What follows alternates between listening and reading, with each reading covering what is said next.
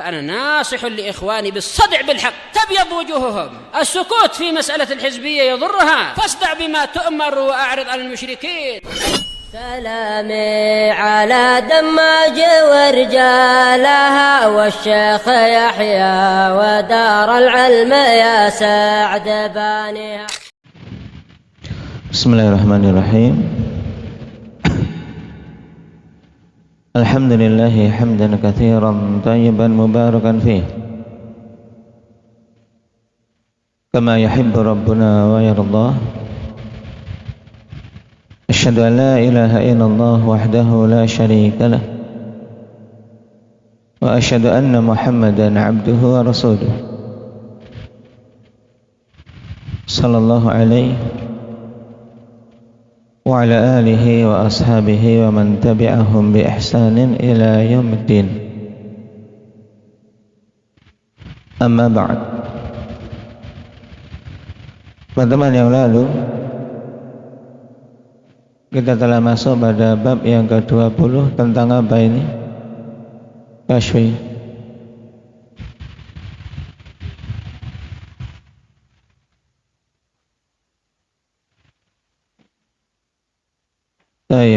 Terkait metode para Mu'attilah pada hal-hal yang wajib ditetapkan atau ditiadakan dari sifat-sifat Allah Subhanahu wa taala,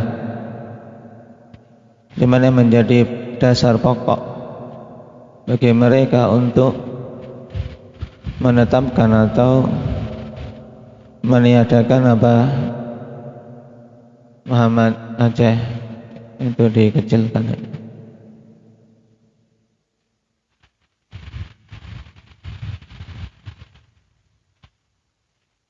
Menjadi patokan bagi mereka apa?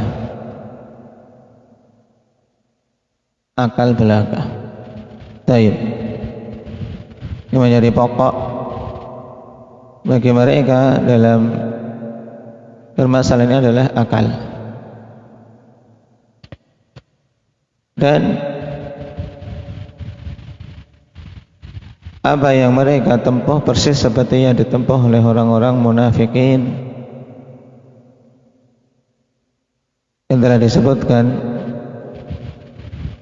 di ayat ke-30 sampai 32 surat An-Nisa.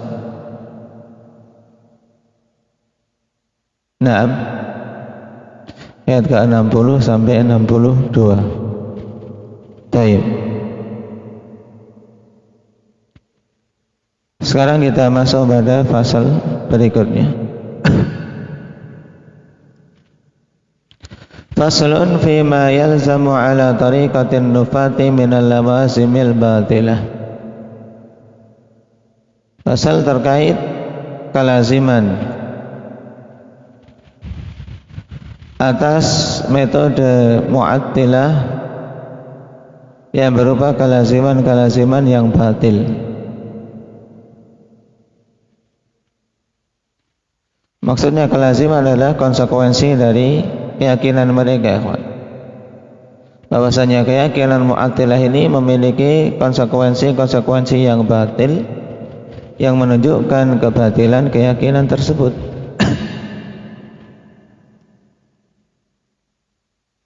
Qala yalzamu ala tariqatin nufati lawazim batilah minha.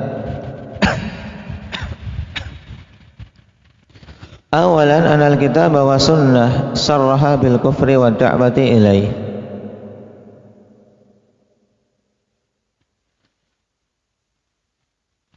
Bahwasanya Alkitab dan Sunnah itu berarti secara tegas menyatakan kekufuran dan menyeru kepada kekufuran. Kenapa? Li'annahuma mamlu'ani min itsbati sifatillah allati za'ama ha'ula'in nufah anna itsbataha tashbihun wa kufrun. Dikarenakan Al-Quran dan Sunnah penuh dengan penetapan sifat-sifat bagi Allah, yang orang-orang Mu'attilah tersebut menyangka bahwasanya menetapkan sifat-sifat itu merupakan bentuk penyerupaan Allah dengan makhluk dan kekufuran. Berarti apa? Konsekuensinya menurut pemahaman Mu'attilah, Alkitab was Sunnah itu isinya kekufuran dan seruan pada kekufuran. Tentunya ini kelaziman yang sangat batil. Tsaniyan anal kitab wa sunnah lam yubayyin al-haqqa li'anna al-haqqa inda haula'i huwa nafyus sifat. Kelaziman berikutnya bahwasanya Alkitab dan Sunnah tidak menjelaskan kebenaran. Dikarenakan kebenaran menurut mereka adalah penolakan atau peniadaan sifat-sifat bagi Allah. Walaysa fil kitabi wala fis sunnati ma yadullu ala nafyi sifatil kamal 'anillahi la nassan wala zahiran. Dan tidak ada di dalam Alkitab, demikian pula As-Sunnah, hal-hal yang menunjukkan penolakan sifat-sifat kesempurnaan dari Allah, baik itu secara nas, secara tegas dan tidak ada kemungkinan lain, maupun secara zahir, yaitu dengan lafaz-lafaz yang memiliki makna kuat yang menunjukkan hal tersebut. Jadi untuk poin kedua ini berarti konsekuensi keyakinan Mu'attilah bahwasanya Alkitab dan Sunnah tidak menjelaskan kebenaran. Kenapa? Karena dalam Alkitab dan Sunnah tidak ada yang menunjukkan penolakan terhadap sifat-sifat kesempurnaan bagi Allah. Ini kelaziman yang batil. Wa ghayatul mutahadzliqi min haula'i an yastantija dzalik min mithli qawlihi ta'ala hal ta'lamu lahu samiyya wa qawlihi ta'ala wa lam yakul lahu kufuwan ahad. Dan puncak dari orang yang lumayan cerdas di kalangan mereka untuk mencari dalil-dalil dari Al-Quran itu, mereka bisa melahirkan terkait penafian tersebut dari semisal ayat hal ta'lamu lahu samiyya dan juga walam yakul lahu kufuwan ahad. Tapi kita katakan dalam ayat tersebut tidak ada dalil untuk mereka. Kenapa? Karena pada ayat-ayat ini adalah peniadaan keserupaan Allah Subhanahu wa taala dengan makhluknya. Hal ta'lamu lahu samiyya ini seperti ayat laisa kamitslihi syai'. Demikian pula walam yakul lahu kufuwan ahad. Tidak ada yang serupa, yang semisal dengan Allah Subhanahu wa taala sesuatu pun. Bukan berisi penolakan terhadap sifat-sifat sempurna bagi Allah. Wa minal ma'lumi likulli 'aqilin anna al-maqsuda min amthali hadhihi nusus itsbatu kamalillahi ta'ala wa annahu la syabiha lahu fi sifatih.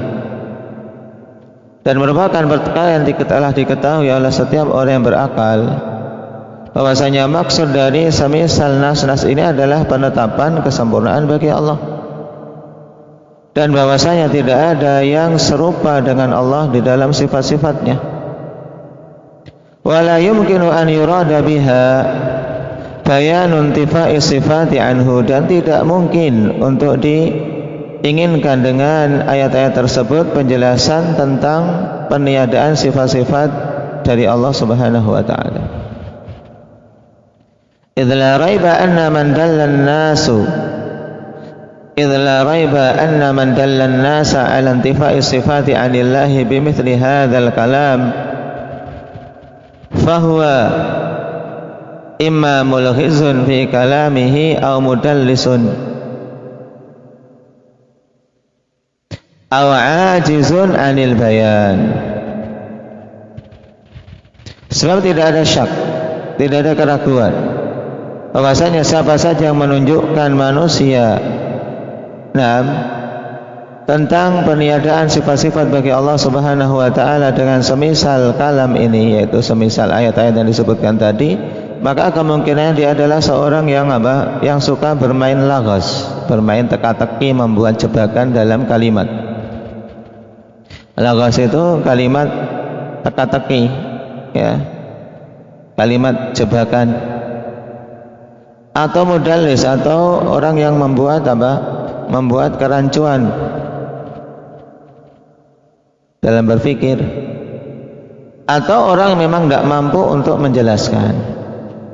Wa kullu hadhil umuri mumtani'atun fi kalamillahi ta'ala. Dan semua perkara ini ya tidak mungkin pada kalam Allah tabaraka wa ta'ala, karena Allah subhanahu wa ta'ala zat yang maha sempurna bayannya, yang tidak menimbulkan kerancuan, juga bukan zat yang suka membuat hambanya itu terjatuh dalam kebingungan. Tapi kalam Allah itu jelas, mubin. Demikian pula kalami Rasulullah sallallahu alaihi wasallam. Fa inna kilahuma atau fa inna kalamahuma qad tadammana kamal al-bayani wal iradah. Sebab kalam Allah dan kalam Rasulnya itu telah terkandung di dalamnya kesempurnaan bayan dan kesempurnaan kehendak. Dalam artian ketika menjelaskan penjelasan paling sempurna, dan iradah, untuk untuk memberikan hidayah pada manusia. Falaisal maqsudu bihi iradatan dhalalil khalqi wat ta'miyati alaih. Sehingga bukanlah maksud dari kalam Allah dan Rasulnya itu kehendak untuk menyesatkan para makhluk dan membuat membuat samar perkara atas mereka, ta'miyah, menjadikan perkara tidak jelas, menjadikan ama, menjadikan tidak jelas, samar, tertutup. Walaysa fihi naqsun fil bayani wal fasahah, juga tidak ada pada kalam Allah dan kalam Rasulnya kekurangan dari sisi bayan dan kefasihan. Sehingga tidak mungkin ada pada kalam Allah dan kalam Rasulnya hal-hal yang menunjukkan bahwasanya metode yang benar adalah menolak sifat-sifat kesempurnaan dari Allah Subhanahu wa taala.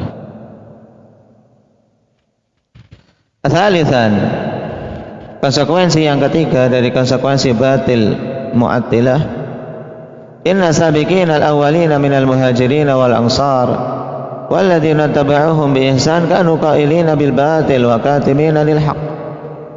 Jadi konsekuensi jelas juga batil. Bahwasanya sabiqunal awwalun dari kalangan muhajirin dan ansar, serta orang-orang yang mengikuti mereka dengan baik, mereka dulu berkeyakinan batil dan mereka menyembunyikan kebenaran. Au jahili nabi, atau bahkan mereka itu orang yang tidak tahu tentang hal itu. Fa innahu qad tawatara an-naqlu anhum bi itsbati sifatil kamali lillah. Sebab telah mutawatir penukilan dari para sahabat tentang penetapan sifat-sifat kesempurnaan bagi Allah. Alladzi za'ama haula'i annahu batil, yang disangka oleh para Mu'attilah itu merupakan kebatilan. Walam yatakallamu marratan wahidatan binafyi sifatil ladzi za'ama haula annahu al-haq. Mereka tidak berucap satu kali pun untuk menolak sifat-sifat yang para Mu'attilah itu menyangka sebagai suatu kebenaran. Wa hadzal lazimu mumtani'un ala khairil quruni wa afdalil ummah, dan konsekuensi ini tertolak, tidak mungkin ada pada sebaik-baik generasi dan seutama-utama umat. Sehingga ketika konsekuensi ini tidak mungkin, tidak bisa diterima, menunjukkan keyakinan Mu'attilah pun tidak bisa diterima. Rabi'an annahu idzan tafat sifatul kamal 'anillah lazima an yakuna muttasifan bi sifatin naqs. Bahwasanya apabila ditiadakan dari Allah sifat-sifat kesempurnaan, maka berarti konsekuensinya Allah itu bersifat dengan sifat-sifat kekurangan. Fa inna kulla mawjudin fil khariji fala budda lahu min sifat. Karena sesuatu yang ada secara hakiki, mawjudun fil kharij, ini untuk membedakan dengan mawjudun fil dhihni, ya kan? Maksudnya mawjudun fil kharij itu yang ada di kenyataan, yaitu yang nyata adanya, yang hakiki adanya, bukan hanya sekedar di benak, di khayalan. Ini maksud mawjudun fil kharij. Jadi semua perkara yang ada secara hakiki mesti memiliki sifat. Fa idzan tafat anhu sifatul kamal lazima an yakuna muttasifan bi sifatin naqs. Sehingga apabila ditiadakan darinya sifat kesempurnaan, maka berarti konsekuensinya dia akan bersifat dengan sifat kekurangan. Itu sudah mesti, karena sesuatu yang ada mesti punya sifat. Wabihadza yan'aqisul amru ala haula'i nufah wa yaqa'una fi syarrin mimma farru minhu. Dan dengan ini akhirnya apa? Perkaranya menjadi terbalik pada orang-orang Mu'attilah itu. Nah, mereka ingin apa? Menghindarkan Allah menurut sangkaan mereka dari apa? Dari penyerupaan dengan makhluk, dari kekurangan-kekurangan, tapi malah terjatuh pada penetapan sifat kekurangan bagi Allah, sehingga mereka pun terjatuh pada perkara yang lebih buruk dari hal-hal yang mereka ingin lari darinya. Nah, jadi kesimpulannya, akhwan, pada keyakinan Mu'attilah terkandung padanya konsekuensi-konsekuensi batil. Yang pertama, konsekuensinya berarti Alkitab dan Sunnah menyatakan kekufuran dan menyerukan pada kekufuran. Yang kedua, berarti Alkitab dan Sunnah itu tidak menjelaskan kebenaran. Yang ketiga, berarti as-sabiqunal awwalun tidak mengetahui kebenaran atau menyembunyikan kebenaran, atau mereka berkeyakinan yang batil. Kemudian yang keempat, konsekuensinya berarti Allah akan disifati dengan sifat-sifat kekurangan. Empat konsekuensi ini jelas batilnya, sehingga menunjukkan kebatilan Mu'attilah. Faslun fima ya'tamidu alaihi nufatu minasyubhat. Sekarang tentang hal-hal yang menjadi landasan para Mu'attilah berupa syubhat-syubhat. Jadi syubhat apa sebenarnya menjadi apa? Menjadi landasan Mu'attilah sehingga mereka sampai berkeyakinan seperti itu. Ya'tamidu nufatu sifati ala syubhatin batilah ya'rifu budlanaha kullu man razaqahu Allahu ilman sahihan wa fahman salima. Ya, Mu'attilah melandaskan keyakinannya dengan syubhat-syubhat yang batil. Ya, setiap orang yang diberi rezeki ilmu yang benar dan pemahaman yang selamat akan mengetahui kebatilannya tersebut. Dan telah kita lewati satu syubhat mereka, yaitu tentang ayat hal ta'lamu lahu samiyya dan wa lam yakul lahu kufuwan ahad barusan.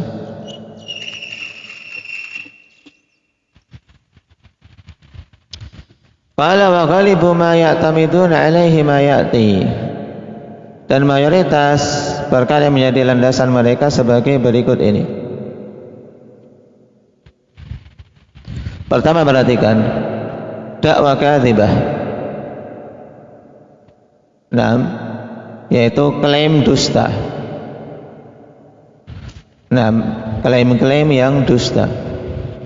Misal an yadda'i al-ijma'a ala qawlihi aw annahu huwa at-tahqiq aw annahu qawlul muhaqqiqin aw anna qawla khasmihi khilaful ijma' wa nahwa dhalik. Pengakuan-pengakuan dusta ini berupa apa? Mengaku-ngaku adanya ijma' atas perkataan mereka, atau bahwasanya itu perkataan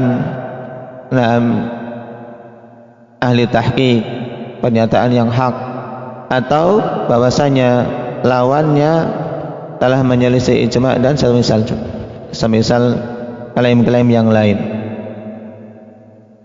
Yang kedua, syubhatun murakkabatun min qiyasin fasid. Yang kedua adalah syubhah yang tersusun dari qiyas yang rusak. Misal qaulihim itsbatu sifati lillah yastalzimul tashbih. Lianna sifati a'rad wal 'arad la yaqumu illa bi jismin wal ajsam mutamathilah. Jadi ini syubhat tersusun dari kias-kias yang fasid, kias-kias yang rusak yang tidak bisa diterapkan. Contoh, mereka mengatakan penetapan sifat-sifat bagi Allah itu konsekuensinya berarti menyerupakan Allah. Kenapa alasannya? Karena sifat itu adalah a'rad. Dan a'rad itu adalah suatu makna. Dan yang namanya suatu makna itu mesti ada pada sesuatu yang memiliki jism, memiliki jasad. Sedangkan jasad-jasad itu ya, jism ini mutamathilah, yaitu sama satu sama lain. Akhirnya mereka menolak sifat-sifat bagi Allah. Ini syubhat dari qiyas yang rusak. Yang ketiga, tamassukun bi alfadhin mushtarakah baina ma'anin yasihu nisbatuha ila Allah Ta'ala wa ma'anin la yasihu nisbatuha ilaihi. Mereka berpegang dengan lafaz-lafaz yang sifatnya mushtarak. Lafaz-lafaz yang bersekutu padanya beberapa makna. Ada makna yang benar penisbatannya kepada Allah dan ada makna yang tidak benar penisbatannya kepada Allah. Seperti lafaz al-jismu wal hayyizu wal jihah. Fahadhihi al-alfadhul mujmalah yatawassaluna bi itlaqi nafiha 'anillahi ila nafi sifatihi anhu. Ya, jadi lafaz-lafaz ini adalah lafaz-lafaz yang mujmalah, lafaz global yang memiliki kemungkinan makna banyak.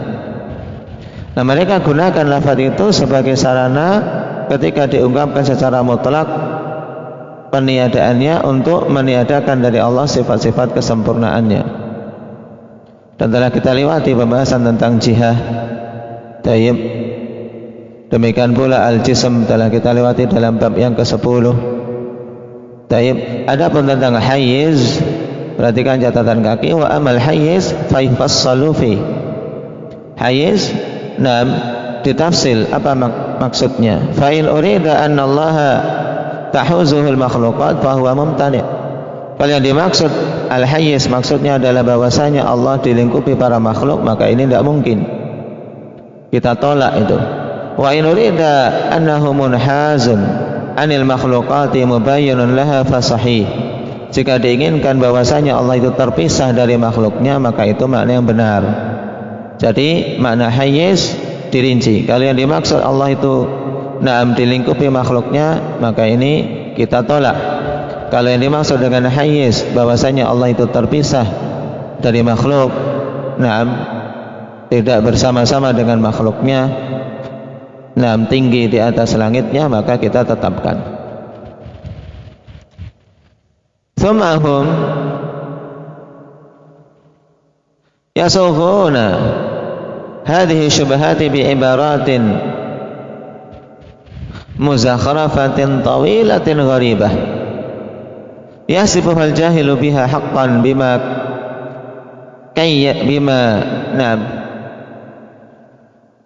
kasiyatuhu min zakharifil qaul. فإذا حقق الأمر تبين له أنها شبهات باطلة. kita ulangi. ثم هم يصوغون هذه الشبهات بعبارات مزخرفة طويلة غريبة. Kemudian mereka membuat syubhat-syubhat ini dengan ungkapan-ungkapan yang dihias-hiasi. Yang panjang dan aneh-aneh. Yasabuhal jahilu biha haqqan, sehingga orang-orang jahil menganggapnya hak. Kenapa kalau dianggap hak? Bima qusiyatuhu min zakharifil qaul, dengan perkara-perkara yang telah dipakaikan kepadanya berupa perkataan-perkataan yang dihias-hiasi. Padahal فَإِذَا حُقِّقَ الْأَمْرُ تَبَيَّنَ لَهُ أَنَّهَا شُبْهَاتٌ, atau bisa di sini orangnya فَإِذَا حَقَّقَ الْأَمْرَ تَبَيَّنَ لَهُ أَنَّهَا شُبْهَاتٌ بَاطِلَةٌ. Jika orang tersebut mau betul-betul meneliti perkaranya, maka akan jelaslah baginya bahwasanya sebenarnya itu adalah hujah-hujah yang batil. Kama qila hujajun tahafatu, kazujaji takhaluha haqqan wa kullun kasirun maksuru. Hujajun tahafatu kazujaji takhaluha haqqan wa kullun kasirun maksuru. Takhaluha ay tadhunnuha, dari akhawat dhanna, akhala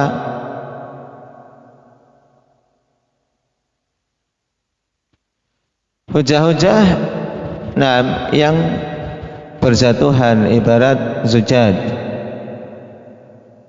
Ibarat apa? Kaca-kaca. Tidak akan mampu untuk menghadapi batu atau besi. Kapan saja jatuh akan langsung hancur berkeping-keping. Bahkan sesama kaca dengan kaca saja, mereka bisa berbenturan dan pecah. Kazujad. Takhaluha haqqan, yang engkau menganggapnya itu kebenaran, padahal wa kullun kasirun maksuru, dan masing-masingnya itu sebenarnya kasirun maksuru. Dia memecah dan dipecah. Dalam artian apa?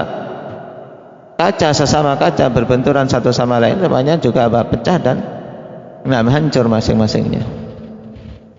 Inilah keadaan hujah-hujah adil batil, wa kullun kasirun maksuru. Tidak memiliki kekokohan untuk bisa tegak.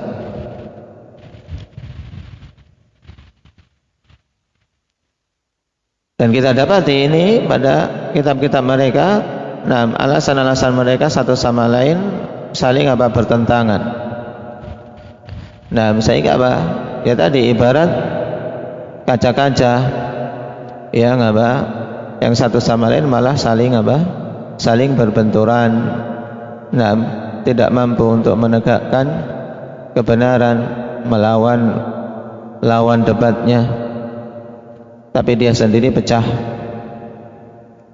Waraddu ala haula min wujuh, dan bantahan untuk mereka itu dari beberapa sisi. Al-awwal naqdu syubhatihim wa hujajihim.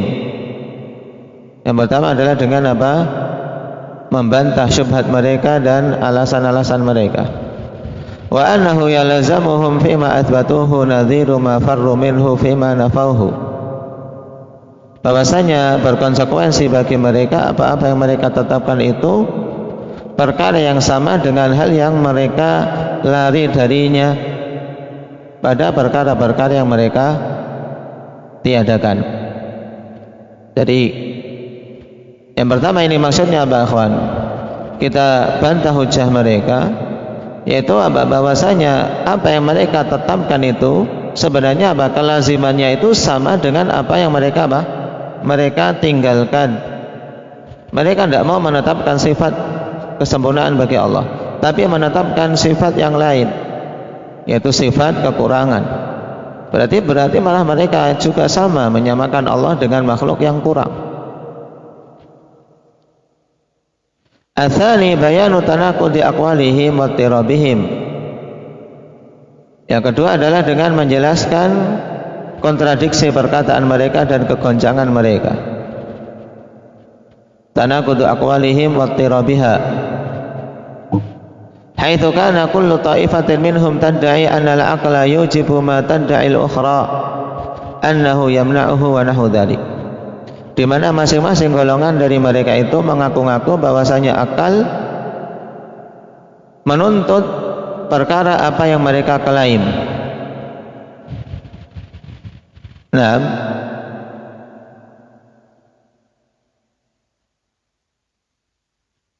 Tayyib. Jadi di mana kullu ta'ifatin minhum tad'i anal aqla yujibu ma tad'i al-ukhra annahu yamna'uhu wa nahu dzalik.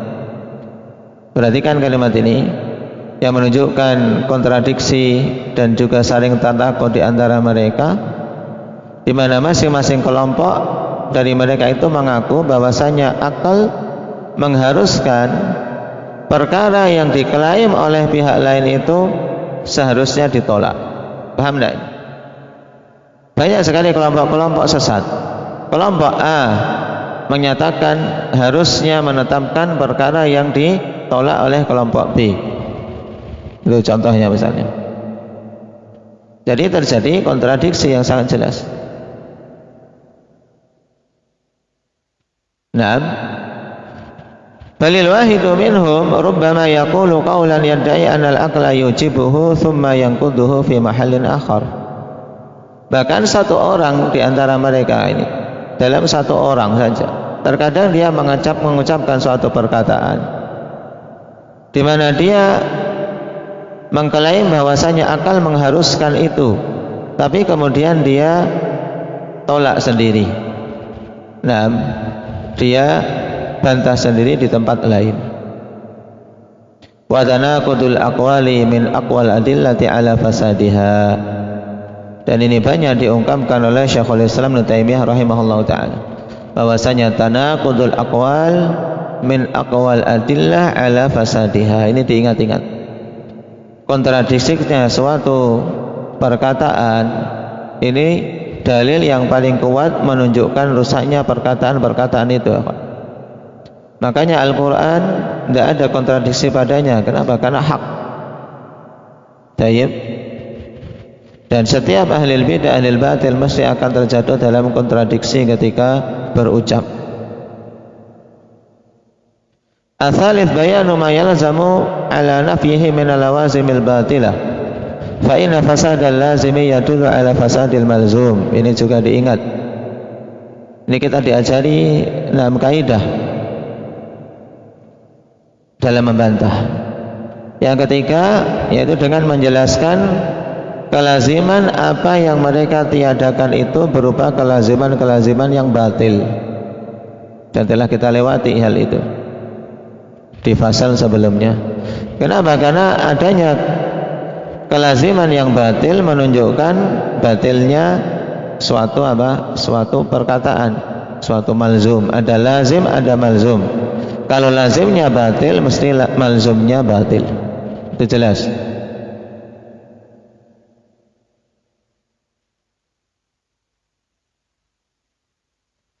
Dan ini termasuk perkara yang sangat penting dalam munadharat. Naam. Tayyib. Untuk seseorang menunjukkan batilnya suatu perkataan dengan menunjukkan batilnya konsekuensi perkataan tersebut. Contoh mudahnya, ikhwan, ada yang mengatakan bid'ah hasanah. Ada bid'ah hasanah. Bid'ah bagus.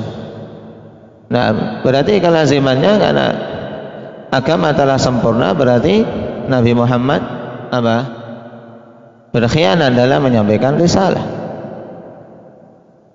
Ini kelaziman batin. Itu.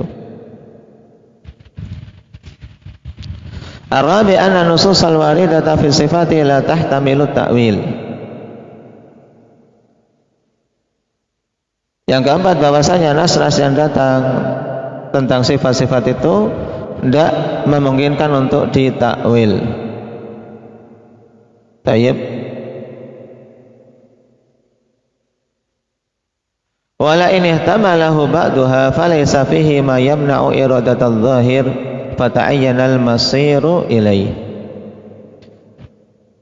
Dan seandainya ada suatu nas yang memungkinkan sebagiannya bisa ditakwil, maka tidak ada yang menghalangi untuk memilih makna yang zahir dari nas tersebut.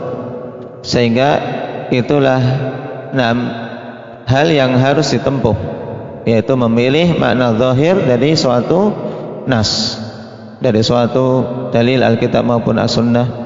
Ketika ada makna zahir, maka wajib dipilih makna zahir, tidak boleh beralih darinya tanpa dalil.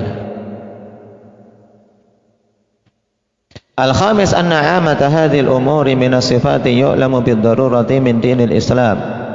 Anna Rasulullah sallallahu alaihi wasallam ja'a biha fa ta'wiluha bi manzilati ta'wilil qaramitah wal batiniyah lis-salati was-shaumi wal haji wa nahwi dzalik. Yang kelima, bahwasanya mayoritas perkara-perkara ini yang berupa sifat-sifat itu diketahui secara darurat di dalam agama Islam. Bahwasanya Rasul sallallahu alaihi wasallam datang dengan membawa khabar itu sehingga mentakwilkannya seperti pentakwilan orang Qaramithah dan Batiniyah terhadap salat dan puasa serta haji dan yang semisalnya, sehingga mentakwilkan perkara-perkara dalam sifat-sifat Allah Subhanahu wa taala ini jelas sesuatu yang batil. Kenapa? Karena kedudukannya seperti takwil orang-orang Batiniyah. Maksudnya apa? Takwil tanpa dalil. Asadis anal aqla sariha ay as-salima min asyubhati wasyahwat. Ini akal yang sharih, yaitu akal yang sehat, selama dari syubhat dan syahwat. La yuhilu ma ja'at bihi nusus min sifatillah, bal innahu yadullu ala thubuti sifatil kamali lillahi fil jumlah. Wa in kana fi nususi min at-tafasili fi hadzal babi ma ta'jizul uqulu an idrakihi wal ihatati bih. Nah, yang keenam, maksudnya bahwasanya akal yang sehat itu tidak menganggap mustahil perkara-perkara yang nas-nas datang dengannya berupa sifat-sifat. Bahkan akal itu menunjukkan tentang apa? Tetapnya sifat-sifat kesempurnaan bagi Allah secara umum. Walaupun di dalam nas-nas terkadang terdapat perincian-perincian dalam masalah ini yang akal itu tidak mampu untuk memahami secara sempurna dan untuk melingkupinya. Seperti apa? Seperti masalah kaifiyah. Ini kita memang tidak mampu. Tapi apa? Akal mampu untuk menetapkan bahwasanya bagi Allah itu sifat-sifat kesempurnaan. Ini maksud poin yang keenam. وقد اعترف الفحول من هؤلاء أن العقل لا يمكنه الوصول إلى اليقين في عامة المطالب الإلهية وعلى هذا فالواجب تلقي ذلك من النبوات على ما هو عليه من غير تحريف والله أعلم. Dan Al-Fuhul yaitu tokoh terkemuka mereka, rujukan utama mereka itu telah mengakui bahwasanya akal sendiri tidak mungkin untuk mencapai yakin dalam mayoritas perkara perkara-perkara ilahiyah, hal-hal yang terkait dengan Allah. Kalau sekedar mengandalkan akal tidak akan bisa mencapai yakin. Maka berarti dibangun di atas hal ini wajib untuk mengambil hal tersebut dari apa? Dari berita-berita kenabian. Sebagaimana adanya tanpa mengubah-ubah. Kenapa? Karena akal itu sendiri tidak akan mampu. Tapi secara umum dia mampu menetapkan sifat kesempurnaan, mampu untuk menetapkan apa-apa yang datang dalam nas sebagaimana adanya. Maka berarti wajib bagi akal yang sehat untuk menerima apa saja yang datang dalam nas-nas Al-Quran maupun As-Sunnah, tidak mengubah-ubahnya. Tayyib. Jadi kesimpulannya bahwasanya bab tentang sifat-sifat Allah Subhanahu wa taala ya tidak boleh kita mengembalikan kepada akal belaka. Tapi wajib kita mengembalikan kepada Al-Quran dan Sunnah, kemudian akal digunakan untuk memahaminya, dan mesti akal yang sehat tidak akan mungkin bertentangan dengan kedua hal tersebut. Barakallahu fikum, naktafi bihadza, subhanakallahumma wa bihamdika.